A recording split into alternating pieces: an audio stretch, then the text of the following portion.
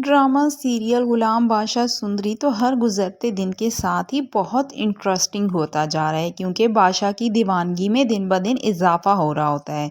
उसे हर जगह सुंदरी नजर आती है। उसे लगता है जैसे सुंदरी उसके आसपास कहीं मौजूद है। उसे ख्वाबों ख्यालों में तो क्या, अब वो जब जाग रहा होता है तो उसे लगता है कि जैसे सुंदरी उसके पास है। वो ख्यालों में खोया हुआ होता है तो एक लम्हे को उसे लगता है सुंदरी उसके पास आके बैठी है और उसे पूछ रही है कि क्या बात है, इतने उदास क्यों हो। तो बादशाह को बहुत सुकून मिलता है। उसे लगता है वाकई में सुंदरी उसके पास बैठी है, हालांकि सुंदरी उसके पास नहीं होती। उसे अजीब सी बेचैनी होती है। वो सोच रहा होता है कि मुझे ऐसा क्यों लग रहा है कि यहीं आसपास कहीं मेरे सुंदरी मौजूद है। हालांकि वो ये नहीं जानता कि वाकई में सुंदरी तो इस हवेली में मौजूद है और वो भी गुलाम के पास।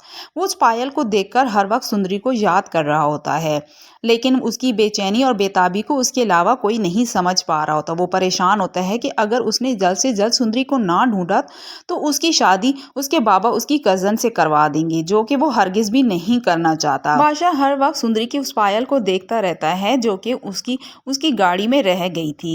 बादशाह इस बारे में गुलाम से भी बात करने की कोशिश करता है, लेकिन अब बादशाह को लगता है जैसे गुलाम भी उसकी कैफियत नहीं समझ पा रहा। गुलाम अब खुद सुंदरी के इश्क में मुब्तला हो चुका होता है। वो फैसला कर लेता है कि कुछ भी हो जाए वो सुंदरी को बादशाह के हवाले नहीं करेगा। जैसे ही वो अपनी नौकरी के सिलसिले में जाने लगता है तो सुंदरी वहीं खड़ी होती है। वो सुंदरी को देखकर मुस्कुरा रहा होता है। सुंदरी को बहुत शर्म आती है। उसे लगता है कि ना जाने आज गुलाम को क्या हो गया है, उसकी आंखों में इतना प्यार क्यों है। तो गुलाम जाते हुए सुंदरी का सदका उतारता है और कहता है कि बहुत प्यारी लग रही हो और मैं नहीं चाहता कि मेरी मोहब्बत की नज़र लगे तुम्हें। गुलाम वहां से चला जाता है। उसका दिल नहीं कर रहा होता कि सुंदरी को इस तरह छोड़कर जाए, लेकिन वो अपनी माँ से वादा लेता है कि आपने सुंदरी का ख्याल रखना है। गुलाम चला जाता है, लेकिन वहां भी वो सुंदरी के ख्यालों में ही खोया होता है। वो बार बार सुंदरी को कॉल कर रहा होता है। सुंदरी भी उसे बहुत मिस कर रही होती है।